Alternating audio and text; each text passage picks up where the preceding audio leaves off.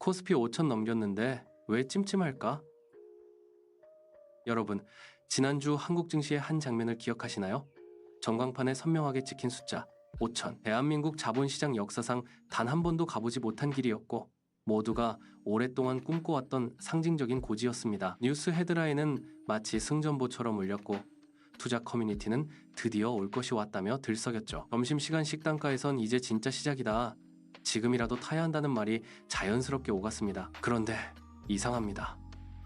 하루가 끝나고 남은 숫자는 4,990.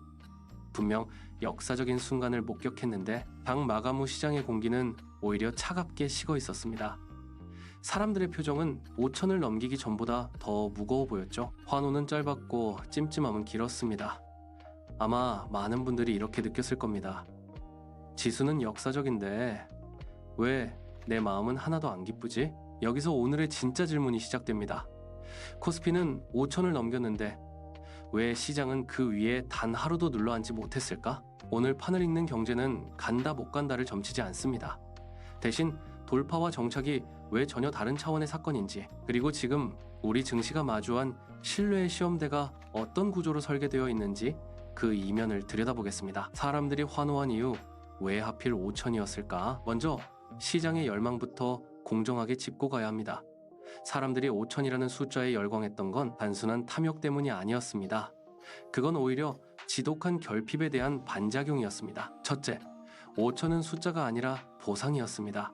한국 증시는 너무 오랫동안 박스피라는 감옥에 갇혀 있었습니다. 기업들은 사상 최대 이익을 경신했고 K컬처와 K방산이 세계 무대에서 존재감을 키우는 동안에도 지수는 늘 제자리 걸음이었죠. 투자자들에게 5천은 우리도 이제 노력한 만큼 인정받는구나 라는 심리적 보상의 완성이었습니다. 둘째, 비교에서 오는 박탈감의 해소였습니다. 미국 증시가 매달 신고가를 경신할 때 한국 투자자들은 늘 뒤처진 느낌을 받아야 했습니다. 왜 미국은 가는데 우리는 안 되지? 이 질문에 대한 구조적 설명은 부족했고 대신 감정만 쌓였습니다. 그래서 5천은 한국 증시의 자존심 마지노선이 됐습니다. 우리 체급이면 이 정도는 돼야 한다는 집단적 합의가 그 숫자에 응축된 겁니다. 셋째, 이번엔 진짜일지도 모른다는 구체적 근거가 있었습니다. 일본이 거버넌스 개혁으로 지수를 끌어올리는 장면을 지켜본 뒤 한국도 밸류업이라는 카드를 꺼냈습니다. 주주환원, 지배구조 개선이라는 말이 구호가 아니라 실제 공시로 나타나기 시작했죠. 사람들은 믿기 시작했습니다. 이번에는 시스템의 엔진이 바뀌고 있다. 당시 상황만 놓고 보면 5천 돌파에 기대를 거는 건 아주 합리적인 선택처럼 보였습니다. 판이 바뀐 지점, 왜 정착은 실패했을까? 하지만 판의 냉정한 진실은 여기서 드러납니다. 돌파는 기세로 가능하지만 정착은 합의가 필요합니다. 경제학에서 가격은 단순히 수요와 공급이 만난 숫자가 아닙니다. 가격은 그 자산에 대해 시장 참여자들이 합의한 확신의 무게입니다. 장중 돌파는 뉴스 한 줄, 짧은 자금 이동만으로도 일어날 수 있는 사건입니다. 하지만 종가로 그 가격을 지킨다는 건 전혀 다릅니다. 시장의 다수가 이렇게 말해야 합니다. 그래, 이 가격은 비싸지 않다. 지난주 코스피 5영에서 벌어진 일은 바로 이 지점이었습니다. 지수가 550을 넘는 순간 시장은 조용히 질문을 던졌습니다. 좋아, 여기까지 온 건 알겠어. 그런데 이 가격을 내일도 다음 달에도 지탱할 구조적 증거는 충분한가? 이 질문 앞에서 자본은 망설였습니다. 외국인과 기관은 주식을 던졌고 개인 투자자들은 불안한 마음으로 수익을 챙겼습니다.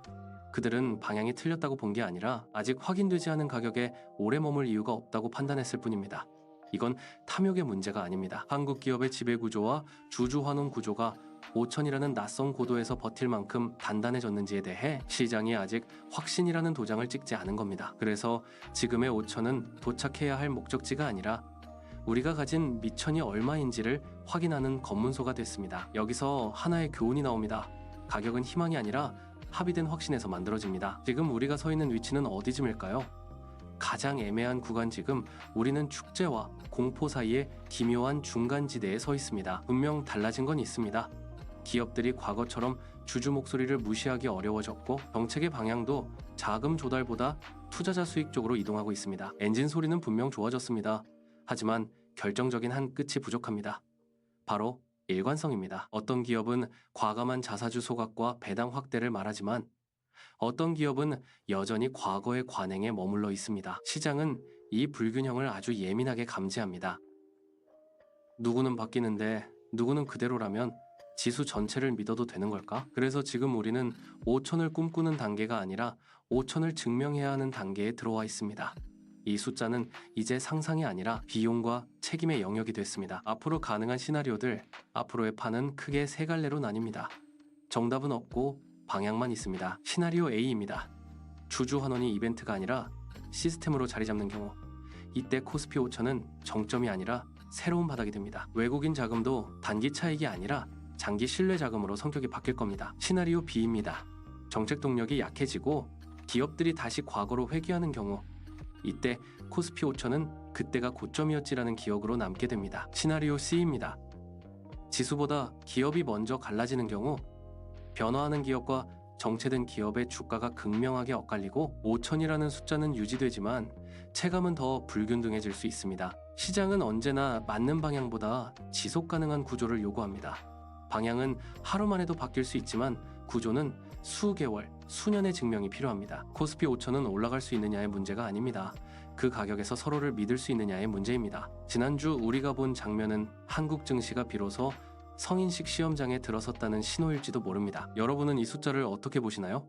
모든 숙제를 끝낸 도착지입니까?